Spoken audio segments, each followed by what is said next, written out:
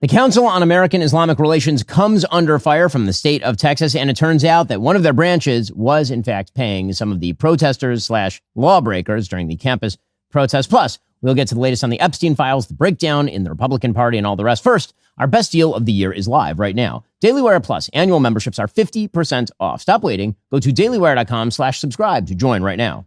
So for decades in the United States, there's been a group called the Council on American-Islamic Relations. Very often it has been called the single most important Islamic outreach organization toward the federal and state governments in the United States. There's only one problem. The Council on American-Islamic Relations is, in fact, a radical Islamist group. It has been for its entire existence.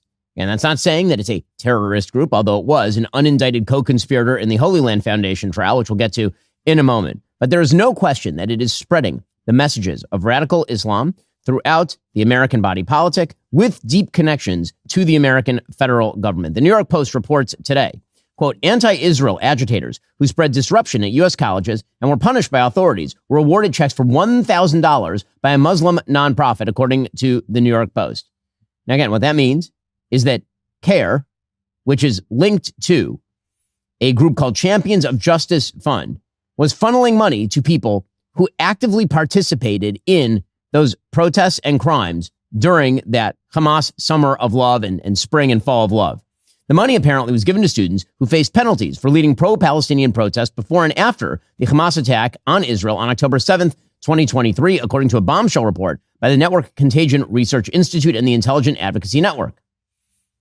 In California, the largest arm of the CAIR web of nonprofits, affiliates in San Francisco and LA, raised more than $100,000 in donations for campus radicals. The main group solicited $64,000 in donations. The money was then offered as interest-free loans in grants of $1,000 to students who lost, quote, scholarships, housing, or other support because of their advocacy. Now, remember, the vast majority of people who were banned because they participated in activities that either violated the law or campus rules or both. Breaking glass, attacking other students, assaulting other students, and all the rest. In October 2024, CAIR California awarded $20,000 in loans and scholarships to 20 student protesters from the Champions of Justice Fund.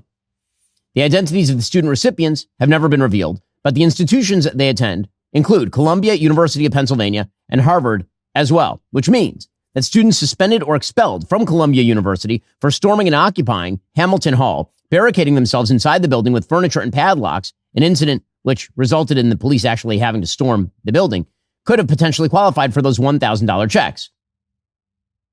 Again, this is not a surprise. It is not a surprise.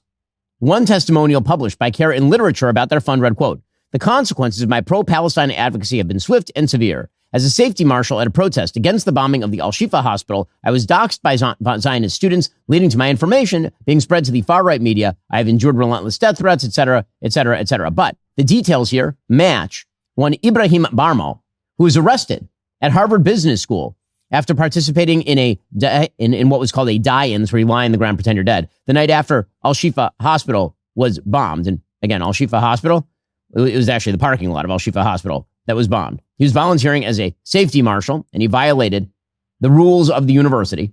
And later, he ended up sentenced to 80 hours of community service, and apparently he was then paid by the Council on American-Islamic Relations.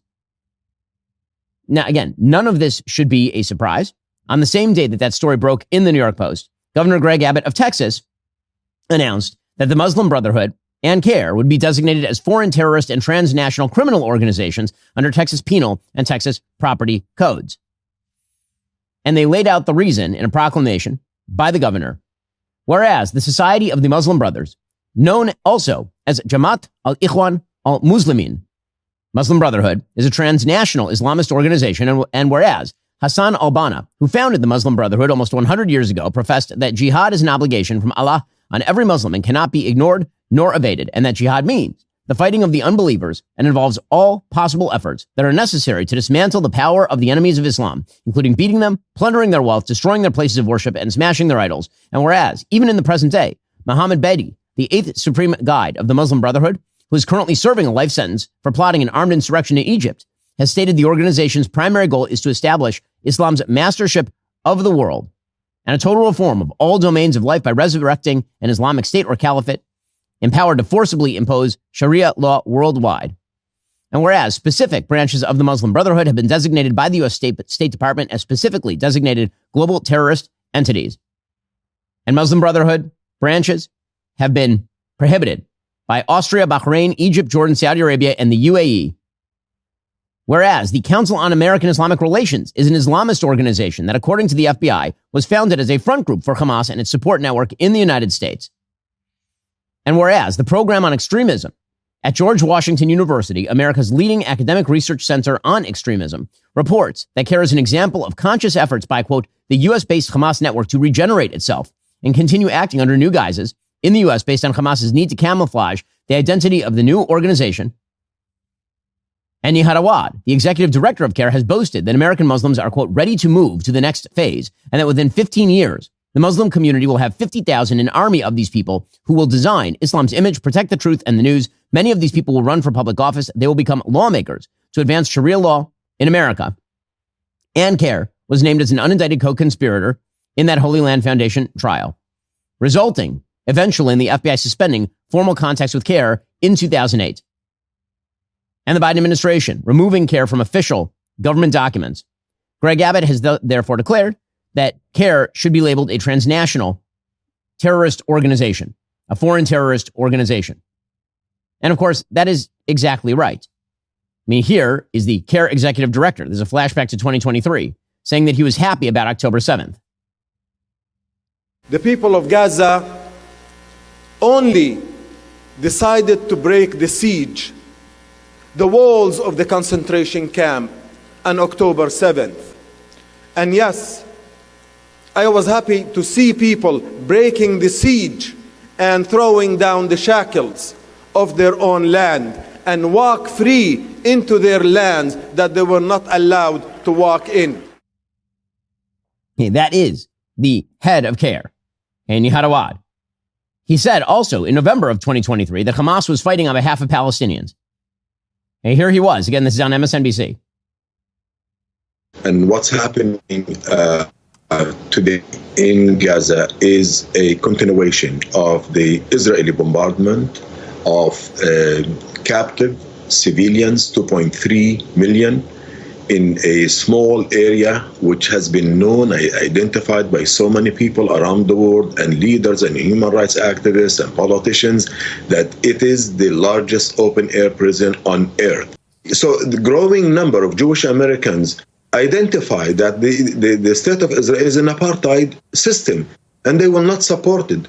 None of us speak for Gaza and those who are fighting on behalf of the Palestinians. But let me say this. Israel holds 8,000 hostages. They have taken 1,000 hostage in the past weeks from Gaza and from the West Bank. There is no Hamas in Gaza. There's no Hamas in Gaza, according to Nihad Awad. This is in November of 2023. Okay, so again, CAIR has always been a Hamas-linked group. Prosecutor Andy McCarthy, who writes for National Review now, he wrote in a book called The Grand Jihad about the beginnings of CAIR. Hamas supporters gathered at a Marriott hotel in Philadelphia in 1993 with the intent of creating a new public relations organization in the United States. And those Hamas supporters included one Omar Ahmad, the president of the Islamic Association for Palestine. He was concerned about being recorded at the time. So Ahmad instead referred to himself as Omar Yahya and referred to Sama instead of Hamas, because Sama is Hamas backwards. And then Ahmad said that it would be worthwhile to lie about the agenda, that the new organization could not admit, quote, we represent Sama, or Ahmad Yassin, the head of Hamas, represents me. Nihad Awad was at the time the PR director for IAP. He was at the conference too. And he agreed with Ahmad about adopting lying to Americans. Quote, when I speak with the Americans, I speak with someone who doesn't know anything. As for the Palestinian who has a martyr brother or something, I know how to address him. You see, and less than a year later, CAIR was born. Again, it was linked with the Holy Land Foundation. I asked our sponsors over at Comet, what were the specific allegations regarding CAIR's association with the Holy Land Foundation? Because they were named as an unindicted co-conspirator in the 2007 Holy Land Foundation terrorism financing trial. The Holy Land Foundation was funneling enormous quantities of money from Americans to Hamas. So according to Perplexity, federal court documents and legislative findings stated CAIR received a grant from the Holy Land Foundation after opening its first office in Washington, D.C. The U.S. government asserted that CAIR was identified as an associate of the Muslim Brotherhood and alleged to have links to Hamas via both organizational activities and individual connections. Evidence presented during the Holy Land Foundation trial included financial links from HLF to CAIR and an internal memorandum acknowledging CAIR as part of a Palestine committee, which prosecutors asserted was affiliated with Hamas. The core prosecution argument was that HLF funneled more than $12 million to Hamas-controlled entities, and CAIR by association was named in legal documents and received funding from HLF as well. So, CAIR, being labeled a foreign terrorist organization by Governor Abbott, is well within boundaries and seems to be supported by the actual facts of CAIR's relationships. Coming up, more on CAIR, its relationship with Zohran Mamdani, and the Islamicization of the Democratic Party in terms of radical Islam. First, it's the one time of year that Birch Gold Group gives away free gold with every qualifying purchase. That is correct. For Black Friday, when you convert an existing IRA or 401k into a tax-sheltered IRA in gold, Birch Gold will send free gold to your home for every $20,000 purchase. Look, gold started this year around $2,600 an ounce. By October, it was over $4,000 an ounce. Why? Global uncertainty. 2025 has been defined by trade wars. Central banks are pulling from the U.S. dollar as the global reserve currency. Military tension still continues to build. Gold thrives in times of uncertainty. That's why I bought more this year. And if you're looking to diversify your savings, Birch Gold can help you. Plus, now through November 28th, get free gold with a qualifying purchase. Just text my name, Ben, to 989898. Claim your eligibility for a free info kit on gold. But your opportunity for free gold with purchase ends November 30th. Do not wait. Text Ben to the number 989898 for full details. I re-upped on my own gold a little earlier this year. Turns out that was a solid decision. In times of uncertainty, precious metals is a very useful buy as a diversification strategy at the very least. Text Ben to the number 989898 to get started. Also, here's the reality. Over 90% of Americans don't get enough dietary fiber. Most of us aren't hitting that recommended variety of fruits and veggies either. I know I wasn't. That's why I tried Balance of Nature supplements. These aren't some artificial knockoff trying to mimic what nature provides. They simply let nature do its job. We're talking about 47 real ingredients: mango, wild blueberries, spinach, kale, shiitake mushrooms, broccoli, the whole works. Plus, their fiber and spice blend is also unique. It combines 4 whole fibers like psyllium husk and flaxseed with 12 aromatic spices, including turmeric and cinnamon. You won't find another supplement that actually does this. I also appreciate there are no artificial additives, no added sugars, just clean ingredients. They're vegan, kosher certified by the OU, and gluten-free. You can even mix the powder into smoothies or sprinkle it over food. No bags, no mess, no measuring. Whenever I'm on the road, I'm popping this Balance of Nature product into my protein smoothies and make sure that I stay healthy. After years of research and development, they've created something that actually makes getting proper nutrition convenient. Head on over to balanceofnature.com. Use promo code Shapiro for 35% off your first order as a preferred customer. Plus, get that free bottle of fiber and spice. That's balanceofnature.com, promo code Shapiro. Why is this important? Well, number one, it demonstrates that there are, operating in broad daylight, organizations that seek to undermine the American way of life without a doubt, and say as much pretty clearly and pretty openly. Second, the Democratic Party has an unusual susceptibility to this sort of stuff. Zohran Mamdani isn't just a Muslim running for office in New York. That's not who he is or who he was. Zohran Mamdani is a radical. He is a radical with Islamist leanings at the very, very least. As it turns out, for example, Zohran Mamdani is now backing a CAIR-linked New York Assembly candidate. This is according to the New York Post. He's supporting a candidate for state assembly linked to CAIR who once described 9/11 as a terror attack that a couple of people did.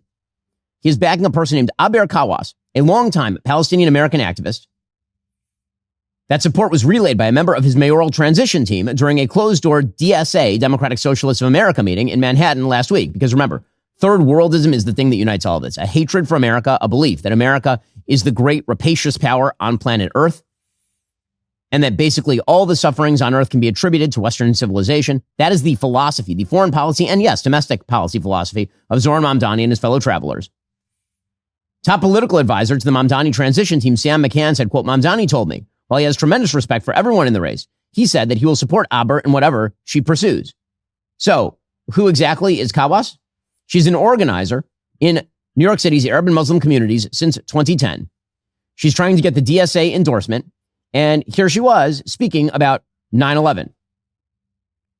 And finding that, the system of capitalism and racism and white supremacy, etc., have all, and Islamophobia have all been used, to colonize lands, right, to take resources from other people. And so this is like a long trajectory. And we're just seeing the manifestations of that continuation, right, with 9/11.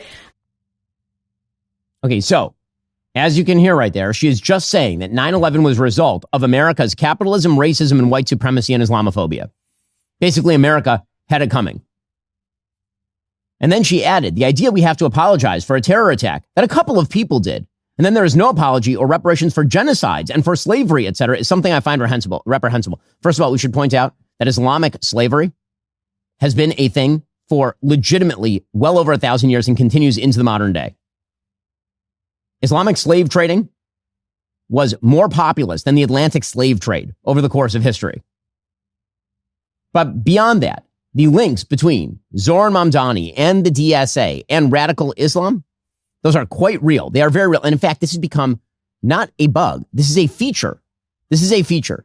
Okay, people are treating all of this in sort of the legacy media and the mainstream media. They're treating the radical Islam part of the sort of green-red coalition that has formed inside the Democratic Party, this Islamist Marxist coalition that has formed. They're treating the Islamist part as the throwaway and the Marxist part as the stuff that people are actually voting for. People are actually voting for the DSA communism. That's what they actually want. I don't think that's right. I think that what they are actually voting for on the progressive left is not that. They're voting for the virtue signaling, not about affordability, but specifically about the anti-Americanism and the anti-Westernism. And by the way, that is what Mamdani's mayoralty will look like. Mamdani will be an unsuccessful mayor if he is able to carry out any of his socialistic intent for New York City. I mean, here is Zohran Mamdani's new economic pitch. Give me more money. Well, hold up. I thought everything was going to be free. Why do you need more money, my dude? Here we go. It's been 2 weeks since we won the election. We've been pretty busy. Projects the Democratic Socialist Zohran Mamdani. Too often, this is a time of just celebration as opposed to preparation. We want to make it both. A lot of these things are new, but one of them is pretty old, fundraising. But why are we fundraising? Well, we have less than 50 days until we take office, and we have a lot to do. We have to vet the 50,000 resumes we've received. Thank you. We have to keep paying our incredible team. Thank you. And we have to plan not just our inauguration, but our policy implementation. Now, unlike the campaign, transitions do not get public matching funds from the city. So that 8-to-1 match, gone. It's up to us to raise the money. Usually campaigns take that as an opportunity to rely on wealthy donors, but that's not us. You've already been incredible. We've raised more than $1 million in just 2 weeks. Our average donation is around $77, and more than 12,000 of you have donated so far, which is much lower than the last administration's transition. But we're still asking for your help because we need to raise $4 million in total, so January 1st can be the day we start to deliver, not start to prepare. He needs your money. He needs your money. I mean, soon he won't need your money anymore, but he'll still need your money. So does that sound like a sexy pitch, or is the sexy pitch that he's going to be a radical college protester on the side of the CAIR Islamic elite? Like, what exactly is the pitch? So people were going a little crazy yesterday because he maintained once again publicly, Mamdani, that he's going to arrest the sitting prime minister of Israel were he to come to New York City. First of all, good luck with that. If you think the NYPD is going to just show up and arrest Benjamin Netanyahu, the sitting prime minister of the state of Israel, at the behest of Zohran Mamdani, you got another thing coming. That is not how the process works. By the way, it's in violation of American federal law. So if Zohran Mamdani were to actually do that, he would be in violation of law. But here, again, this is the actual pitch. The actual pitch has nothing to do with policy. It has to do with the anti-Americanism that Mamdani represents, which is tied into, again, the anti-Americanism of groups like CAIR. The radical Islam, that aspect is a selling point. It is not, in fact, a drawback for people like Zohran Mamdani. You said you would arrest Benjamin Netanyahu based on the 2024 International Court arrest warrant. Next UN General Assembly, as mayor, would you do that? So I've said time and again that I believe this is a city of international law, and being a city of international law means looking to uphold international law, and that means upholding the warrants from the International Criminal Court, whether they're for Benjamin Netanyahu or Vladimir Putin. I think that that's critically important to showcase our values, and unlike Donald Trump, I'm someone who looks to exist within the confines of the laws that we have. So I will look to exhaust every legal possibility, not to create my own laws to do so. Okay, so what he is actually saying at the very end there is that he's not actually going to do it, but he's going to virtue signal to all of his friends that he's going to do it. Okay, this is the pitch of the left. The left does not have solutions. The left has anti-American radicalism, which is why the ties with places like CAIR. It is why the ties with the DSA. It's not about the solutions. It's about tearing away at the system. That's the entire thing. Okay, meanwhile, speaking of the Muslim Brotherhood, Big controversy yesterday because the president of the United States hosted the crown prince of Saudi Arabia, Mohammed bin Salman, at the White House. And the media went nuts. They went nuts because back in 2018, there was a Washington Post journalist, and we say journalist, but he really was sort of an op-ed writer named Jamal Khashoggi, who was absolutely Muslim Brotherhood linked. There's no question that Jamal Khashoggi was linked with the Muslim Brotherhood. And he was murdered in grisly fashion at the Saudi embassy in Turkey, apparently, at the Saudi consulate in Turkey, according to intelligence estimates on the orders of Mohammed bin Salman. Okay, so the Biden administration decided to make this front and center in their campaign against Saudi because the Biden administration attempted to draw distance with the Saudi government in order to try and make overtures to the Iranian government. The Saudis and the Iranians are enemies because the Iranians wish to destroy the Saudis, and this has been true for a very long time. The Biden administration, trying to draw closer to Iran, cut a wedge between the United States and Saudi Arabia over the Khashoggi murder. Now, no one is making the case that Khashoggi should have been murdered by the Saudis. No one is making that case. It also happens to be the case that the United States has relations with a wide variety of various despotic regimes around the globe. Some are better for the American people. Some are worse for the American people. And that's just the way the globe works. The vast majority of places on planet Earth are not nice places. And terrible things happen there. And the leaders there do terrible things. That is a reality. And in fact, the realpolitik of the situation forced Joe Biden to basically go on bended knee to the Saudis to try and lower oil prices before the midterm elections in 2022. So he started off yelling at the Saudis about Jamal Khashoggi, and he ended by essentially bending the knee to the Saudis. Well, the media have decided that they're going to put tremendous focus on the Khashoggi murder. For some reason, they seem to have no such objections to Qatari ties to Hamas, for example. Qatari ties to Iran, which is responsible for the death and wounding. Iran is, of course, responsible for the death and wounding of hundreds of Americans during the Iraq War. They seem to have no such complaints whenever Erdogan visits from Turkey. Erdogan has participated in an extraordinary variety of human rights abuses. But when MBS shows up, then it's time to ask him endlessly about Jamal Khashoggi. Now, again, he can answer those questions. That's his problem. But I will note the outsized interest in Jamal Khashoggi, as opposed to all the other various human rights violations that are happening around the region, has more to do with the legacy media's geopolitics, in which they don't like Saudi because they believe that there ought to be some sort of Obama-esque balance of power benefiting maybe the Turks and Iran at the expense of the Saudis and the Israelis, presumably. That's why the focus on Jamal Khashoggi. Because, again, if you look at the history of Jamal Khashoggi, the attempt to paint him as some sort of liberal reformer, again, no one's making the case he should have been murdered, but we should at least be accurate about who Jamal Khashoggi was. As the Jerusalem Post reported in a piece by Yeshaya Rosenman back in 2024, Jamal Khashoggi was deeply associated with the Muslim Brotherhood. In the months leading up to his death, he was in the process of launching an organization known as Dawn. Democracy for the Arab World Now, working in close collaboration with Nihad Awad, executive director and co-founder of CAIR, and a board member of Dawn. Now again, CAIR is deeply associated with the Muslim Brotherhood. They have close personal ties in the form of some of their leadership with people who are associated with Hamas, for sure. So Khashoggi had a lot of those connections. You can say two things at once. One, he shouldn't have been murdered. Two, Jamal Khashoggi was not a liberal reformer in the Arab world. That is not what he was. In any case, the media decided that they were going to ask the president about MBS and Khashoggi. The proper answer from the president here probably was something like, the murder of Jamal Khashoggi was a tragic problem. It obviously is something we don't like here. Also, we are in the business of geopolitics and pursuing America's interests. Right? That's the actual answer here. The president tries to do something like that, ends up defending MBS from the charges. He's done a phenomenal job. You're mentioning somebody that was extremely controversial. A lot of people didn't like that gentleman that you're talking about. Whether you like him or didn't like him, things happen. But he knew nothing about it, and we can leave it at that. You don't have to embarrass our guest by asking a question like that. Now, again, I think that's a more aggressive response than is warranted, because it is true that the Saudi royal government has engaged in some pretty extraordinary brutalities. However, what he is saying, which is that MBS is a transformative leader in the region, and that the United States needs to work with the people who are there. We don't get to choose the leadership class in all of these countries. That is accurate. And again, the media attention with regard to all of this, I think is quite purposeful. I do not think that it is a coincidence. They'd rather the virtue signaling about Jamal Khashoggi than the reality of actual geopolitics, which involves having to deal on a pretty regular basis with some of the worst people on planet Earth. Alrighty, coming up, Democrats are now claiming that members of the military should disobey their orders. We'll get into what that means in a second. First, sleep. That's your secret weapon during cold and flu season. It's literally when your immune system does its best work. But here's the thing. You can't get that deep restorative sleep if you're tossing, turning on the wrong mattress.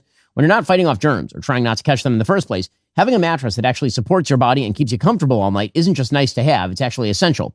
Nobody wants to be tired and run down during the holiday season. Helix knows how to make sure you're waking up your best self. Finding the right mattress doesn't have to be guesswork. Helix makes it simple with their sleep quiz. It asks about your preferences and sleep style and then matches you with the mattress that's actually right for you. They're not just making promises. Helix is the most awarded mattress brand out there with glowing reviews from Forbes, Wired, and other trusted experts. The best part? They deliver straight to your door with free shipping, so no hauling anything yourself. Plus, with their Happy with Helix guarantee, you get 120 nights to try it out, a limited lifetime warranty, so if it's not working for you, returns and exchanges are totally seamless. It's basically a risk-free way to finally get the sleep you deserve. I've had a Helix sleep mattress for years. I've had it for a long time, and it was personalized for me, which means it is the best mattress for me. Why not do the same for your mattress? Head on over to helixsleep.com/Ben. Get 27% off site-wide. That's helixsleep.com/Ben for 27% off site-wide. Make sure you enter our show name into that post-purchase survey so they know we sent you. helixsleep.com/Ben. Also, you can't always count on big institutions to prioritize your health, so it's up to you to take charge. With liver health concerns on the rise across the U.S. each year, Dose for Your Liver is one of the simplest ways to protect and support yours.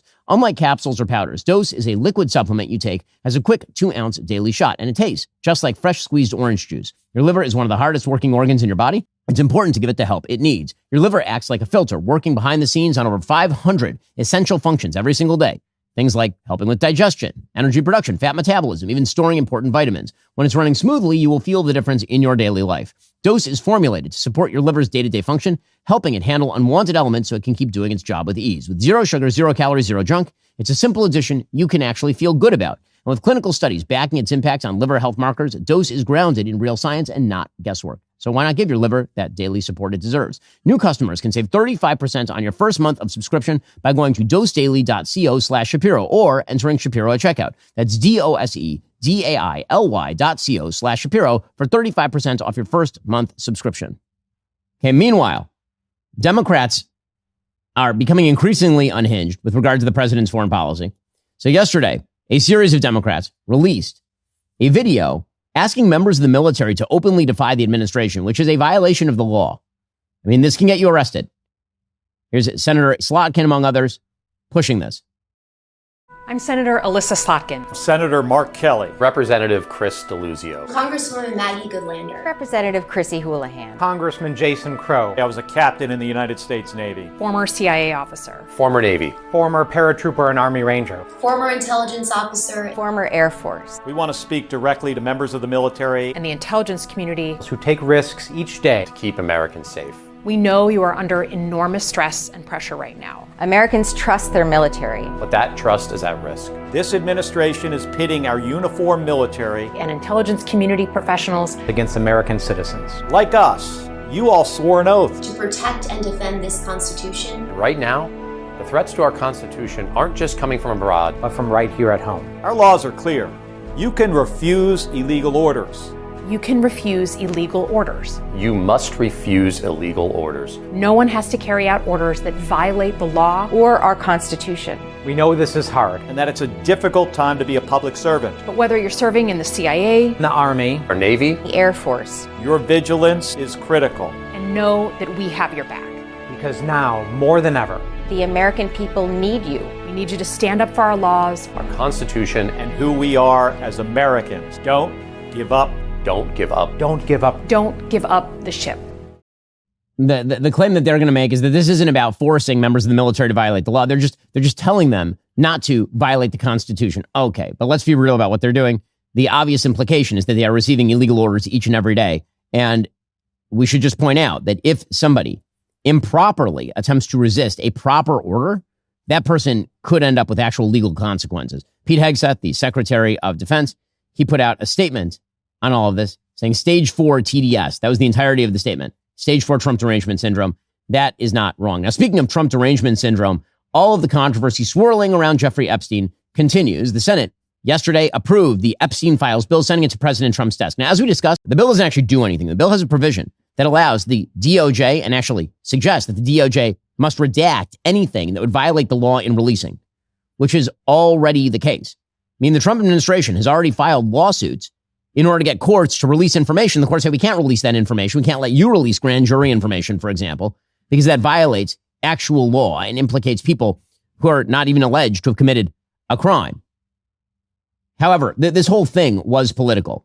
It was always political. The people who are leading the charge on this, as we mentioned yesterday, many of them are people who are directly involved with Jeffrey Epstein. That includes people like Steve Bannon on the right, people like Stacey Plaskett on the left. I mean, yesterday, for example, James Comer exposed the fact that Hakeem Jeffries, the House Minority Leader, had solicited a meeting with Jeffrey Epstein in 2013. That was 5 years after his plea arrangement with regard to child. Another email shows Democrat fundraisers invited Epstein to an event or to meet privately with Hakeem Jeffries as part of their 2013 effort to win a majority. So Hakeem Jeffries' campaign solicited money from Jeffrey Epstein. And so again, the Epstein scandal is a real scandal, and there remain open questions, and I will continue to maintain that those questions are open. However, there is no evidence that President Trump is engaging in some sort of widespread, deep cover-up of documents that, if just released, will solve all the mysteries, that he's hiding all of this. I mean, again, this is something Democrats keep maintaining. They had control of all of these files for 4 years under Joe Biden. They did. So some of this is politicking, some of it's wish casting. On the politicking side, you have people like Jamie Raskin, who says that the cover-up must end. What is being covered up? Does he have any idea what's being covered up? Like, really, what is the big cover-up? We want the whole truth to come out. This is the United States of America. Even the British monarchy wouldn't put up with this. How about the American democracy? How about we say, no way, we're not going to allow this cover-up to go on for one day more. And so, again, this is the Democrats attempting to make hay while the sun shines. Some of them are wish casting. Kara Swisher, the left-wing podcaster, she says that the Epstein files are going to end Trump's presidency. No, they certainly will not. That is very silly. I don't know. I feel like we're going to have President J.D. Vance by the end of 2026. I get it, but he is the vice president. You think this ends his presidency prematurely? Yes. He'll be sick. He'll be that. Yeah. I do. I think he's not going to make it to the end. Be careful what you wish for. I think J.D. Vance is I agree. Okay, so again, it's not going to end his presidency. That's wish casting. By the way, you know who's having a career-ending moment right now is Larry Summers. The former Treasury Secretary and Harvard University president has now had to step back from public commitments after his correspondence with Jeffrey Epstein, in which he was asking for dating advice from Jeffrey Epstein, which is weird because Jeffrey Epstein's dating advice apparently was hire a bunch of underage girls to have sex with you, which seems like not amazing dating advice. So Larry Summers has been on the chopping block, but if you think that President Trump is in any way endangered here, that's quite silly. Speaker Johnson pointed out that all of this is about trying to weaponize Epstein against Trump. That's true, by the way, again, for people both left and right who are attempting to undermine Trump's presidency. On the left, they're trying to undermine Trump's presidency for obvious reasons. On the right, there's a splinter faction led by people like Marjorie Taylor Greene who are attempting to destroy the Trump administration on behalf of an all-against-all political Hobbesian war in which she attempts to grab control of some portion of Trump's base in the name of MAGA or America First or whatever slogan she wants to hijack from somebody else today. Here's Speaker Johnson on this yesterday. But the truth is, the biggest proponents of this discharge petition were never actually interested in transparency or ensuring justice or protecting victims of this unspeakable tragedy, the Epstein evils. And how do we know that?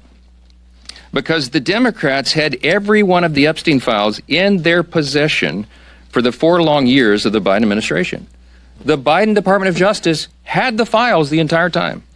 And not a single one of the people who are so loud and animated right now, they never said anything about it for all those 4 years.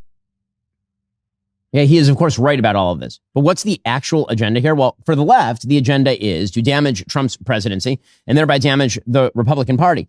For the right, again, there's a group of people who believe they're going to hijack Trump's movement out from under him and then take control of that rump movement and somehow parlay that into political power, which would be bad for two reasons. One, the people who are attempting to do this represent legitimately the worst part of the MAGA coalition. And two, they will lose. Okay, so if you check out the Kalshi markets today, okay, Kalshi, one of our sponsors, which party will win the 2028 presidential election? If you go back to March, basically 50-50. Today, the markets suggest by a 54-46 split, the Democrats. I think that all of the Republican whistling past the political graveyard here, suggesting that there's an inherent advantage for Republicans in 2028. That is not true. It is not true. And when you turn your coalition into a group of idiot grifters and Nazi fellow travelers, it turns out that's not going to be popular in America. Forget about the morality of the thing for just a second. Does anyone think that's a victorious electoral coalition? And if so, please explain why. Alrighty, coming up, is MAGA falling apart? If so, who is the one who is wielding the pickaxe? We'll get to that in a moment. First, you know those cold mornings when you're trying to get everyone out the door, when you're figuring out what to pack for holiday travel? That's when I don't want to think about what I'm wearing. I want things that look put together, feel comfortable, are actually going to get worn, not just hang in the closet. That's exactly what Quince does for me. And honestly, their stuff makes really solid gifts as well. Look, I'm all about keeping things simple this season. Quince just makes it easy. Their $50 Mongolian cashmere sweaters, they feel like a luxury you can actually wear every day. Their wool coats hit that sweet spot. They'll look great and they'll actually last. The denim is another one. They figured out how to make jeans that fit right and feel comfortable without charging you an arm and a leg. Now, I love Quince options. I'm constantly wearing their shirts, actually. They're very, very comfortable. Here's what I really appreciate. Quince works directly with ethical factories and skilled artisans, so they're skipping all of the middleman markup, which means you're getting the same premium quality as the expensive brands, but at literally half the price. Perfect when you want to give your family something special without blowing out your budget. Give and get timeless holiday staples that last this season with Quince. Head on over to quince.com/Shapiro for free shipping on your order and 365-day returns. Now available in Canada too. That's QUINCE.com/Shapiro. Free shipping and 365-day returns. Quince.com/Shapiro. Also, once a year, every year, we give you our best deal of the year. It's happening right this very instant. DailyWire Plus memberships are now 50% off. And now, DailyWire Plus members get more than ever. More new series, documentaries, movies, and yes, that includes our long-awaited 7-part cinematic series, The Pendragon Cycle: Rise of the Merlin, premiering January 22nd, 2026. For All Access members, the legend begins early with exclusive access to episodes 1 and 2 on Christmas Day. It's our best deal of the year. Don't miss it. Go to dailywire.com/subscribe and save 50% right now. So let's talk about this attempt to hijack MAGA and turn it into something it's not. As I said yesterday, MAGA is Trump, Trump is MAGA. Okay, that's all. Now, you can have various manifestations of MAGA. There are people who can claim in the name of MAGA to be hawkish on foreign policy. There are people who can claim to be paleocon isolationists on behalf of MAGA. President Trump contains multitudes. But the idea that the MAGA movement in its heart is about Marjorie Taylor Greene's ideology as opposed to President Trump is nuts. It's ridiculous. And not only that, it is politically stupid. It is politically stupid. If Republicans follow this path toward a rump MAGA, a portion of MAGA that is like the least popular portion of MAGA, by the way, with the American public, then we'll see how it works out for them. Cotton, it's a bold strategy. Yesterday, here was Marjorie Taylor Greene claiming that Trump is ripping MAGA apart. Not her, not the lady who goes on The View or on CNN and apologizes to CNN for her rhetoric. Not the lady who once went to an America First policy conference with Nick Fuentes and then had to walk it back. No, it's Trump. It's probably Trump. Here's Marjorie Taylor Greene doing her shtick. And I'll tell you right now, this has been one of the most destructive things to MAGA, is watching the man that we supported early on, 3 elections, for people that stood hours, slept in their cars to go to rallies, have fought for truth and transparency and to hold what we consider a corrupt government accountable. Watching this actually turn into a fight has ripped MAGA apart. No, what's ripped MAGA apart is a group of very motivated people who are determined to rip MAGA apart in order to degrade President Trump's policy and try to take control of a movement that they did not build, that he built. And again, I don't claim to be speaking in the name of President Trump or MAGA. I don't. Because, again, the President of the United States, it turns out he can speak for himself. And I frequently disagree with him, and I'll tell you when I do. But the idea that MAGA is anything other than Trump, or that she is the great definer of MAGA apart from President Trump, is an absurdity. And I'll point out to conservatives that siding with the most idiotic portion of your movement, the most unpopular portion of your movement. Again, forget about the morality, which I think is pretty clear. It is stupid politics, truly idiotic politics. Really, really dumb. And you can see it happening, unfortunately, inside the Republican Party on a wide variety of scores. So, for example, there's a report from ProPublica, a publication I do not particularly like, but apparently this is accurate. They are reporting that Andrew Tate, who is a scumbag grifter, that he basically was let off the hook, in part, thanks to the intervention of Paul Ingrassia, a person who apparently tried to join the White House. Remember, he was up for a nomination. He had to withdraw because he was under so much fire for the fact that he believes so many nutty and awful things. Apparently, behind the scenes, when the Tate brothers arrived in Fort Lauderdale, Florida, and found themselves in the crosshairs of law enforcement because CBP seized their electronic devices, the White House, through Paul Ingrassia, apparently, intervened on their behalf. This is dumb. This is dumb crap. It is wrong to do it morally, and it is dumb crap. How do you think that plays? Seriously, again, put aside the morality for a second. Let's just go base politics here. Do you think it plays well with the American people when you are calling to intervene, to tell CBP to return the electronic devices of people who are literally under investigation in multiple countries for crimes related to sex? In his written request, a copy of which was reviewed by ProPublica, Ingrassia chided authorities for taking the action, saying the seizure of the Tate's devices was not a good use of time or resources. The request to return the electronics to the Tates was coming from the White House. This seems like a great way politically to win women, to broaden your tent. Probably this is just genius level stuff. Meanwhile, Nick Fuentes, who of course was glazed by Tucker Carlson rather famously. So Nick Fuentes has now announced that he is going to be launching an actual PAC, the America First Foundation. And apparently it is going to be supported by a variety of supposedly, quote unquote, America First figures. I say America First figures because, again, that phrase is semantically overloaded. Every American should believe that America comes first when it comes to our policy because duh. But what they mean by America First is not that. What they mean by America First is essentially a totally isolationist foreign policy, a complete overthrow of the idea of creedal Americanism, the idea that the Declaration of Independence actually defines what it means to be an American or the Constitution. And instead, it ought to be whatever Fuentes' peculiar definition of heritage represents.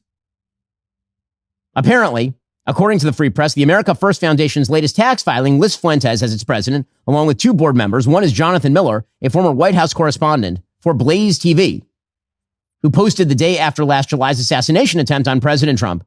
I'm not uniting with anyone except Christ and my brothers. I know stand with Trump, F the left, F the GOP, F the Secret Service, F the Jews, F democracy, God is with us. And also a white nationalist named Vincent James Fox, who has said he is part of the Christian Taliban. Now, why do I point this out? Because the left is cheering the stupidity of Republicans for doing this stuff. They are loving every moment of this. Every single moment of this. Now, if Fuentes wishes to bill, by the way, cleans out the actual principles of conservatism. Like, cleans it out. Legitimately, the only thing that you can say that Fuentes is conservative on in any sort of traditional sense is that he is anti-mass migration. That's pretty much it. On economics, he is not. And on social policy, by the way, he really is not. But to side with this, or to glaze it, or to side with those who glaze it, because, oh no, you might alienate the nuttier and idiotic parts of your coalition. Like, that's your politics? Really? The Democrats are saying it out loud. The Democrats are loving this. Gabe Kaminsky reports, veteran Democratic strategist James Carville says, quote, once they get their views on Adolf Hitler straightened out, then can we talk? You understand this is too much effing fun for a Democrat, right? He ain't wrong. Okay, again, this is just stupid. And we should point out at this point, it is worth noting that the right has decided to now have a gigantic debate that seems pretty online, frankly, about whether America is defined by the Declaration of Independence and by fundamental principles and the Constitution of the United States, or whether America is mostly defined by bloodlines or the place you live. Well, the American public, when polled about this topic, at a minimum of 2-1 and more like 4-1, support the idea that Americanism is defined by the Declaration of Independence and Constitution of the United States. Now, again, there are, of course, going to be elements of tradition and heritage. It's the Burkean argument. Right? It isn't just creedal. But if you are attempting to define an Americanism simply by heritage, as opposed to, in the main, by the creed of what America is, that is not a popular position with the American people. Again, I think that it's wrong on its merits, but I also think that politically it is suicide. Politically, it is idiocy. It is stupidity.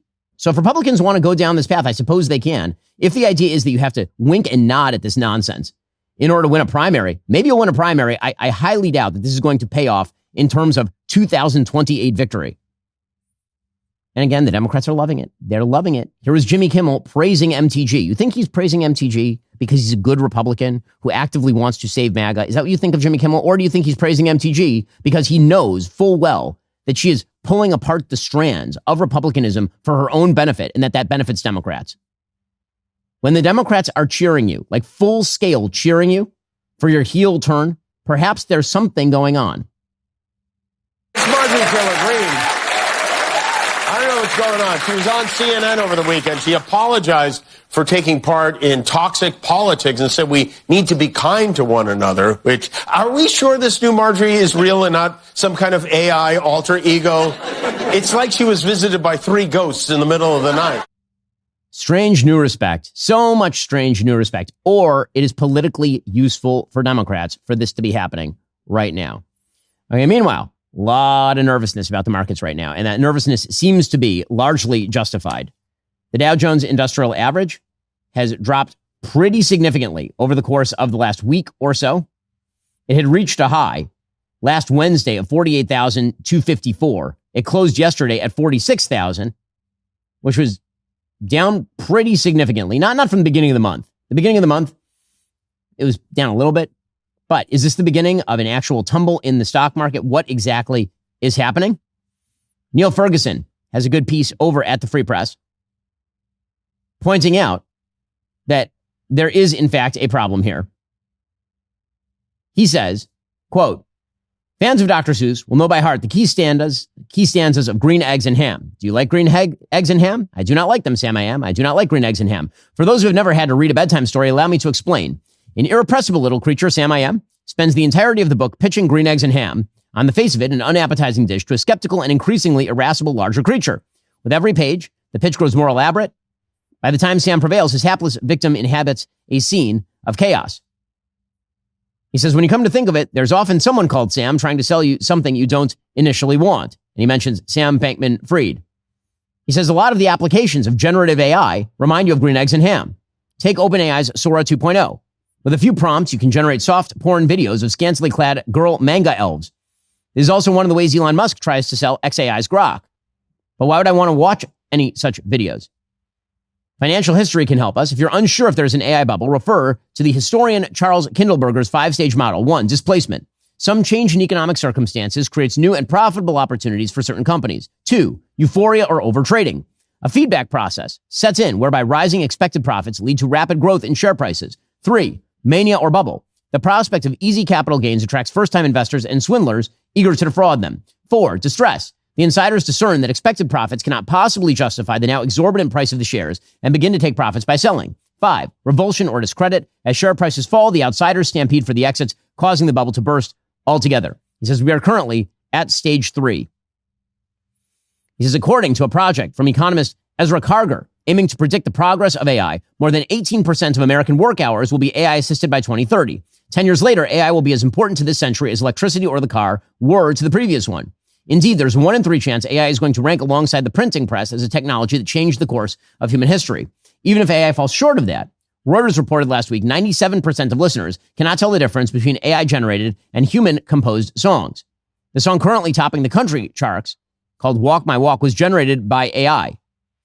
AI is now the principal driver of both the U.S. economy and the stock market. Between 1/6 and 2/5 of the entire rise in GDP over the past year is attributable to investments in computer and communications equipment, including chips, data centers, grid upgrades, and AI software. Apparently, AI companies account for 80% of the gains in U.S. stocks this year. So, is this a bubble? Well, says Neil Ferguson, 19th century railroads may be a better analogy to AI than 1990s telecoms. Think of today's capital expenditures on data centers being like capital expenditures on railroads 150 years ago. So two things can be true at the same time. One, that data centers to power AI could be as economically worthwhile as an investment as railroads. And B, we could experience at least one stock market crash along the way to general adoption. That seems about right to me. It feels as though we are in a bubble. I think most investors are assuming that we are in some sort of bubble, and we are seeing that all the gains are being accrued at the top end of the stock market. So, for example, according to the Daily Mail, Home Depot is a bellwether for the U.S. economy and housing market. On Tuesday morning, the home improvement chain said it served fewer customers in the past 3 months than expected. Traders told the Daily Mail they're looking to consumer brands to see if there is weakness in spending. The company lowered its earnings forecast on Tuesday. They raised their expectations for sales growth. So again, unclear what the sales trajectory looks like here. A lot of churning in the water. How big the tsunami is going to be, nobody knows when it's going to come. Nobody knows that either. But uneasiness seems to be the order of the day. Alrighty, coming up, a federal court has now blocked that Texas congressional redistricting map that sparked nationwide unrest. Remember, in order to watch, you have to be a member. If you're not a member, become a member. Use code Shapiro. Check out for 2 months free on all annual plans. Click that link in the description and join us.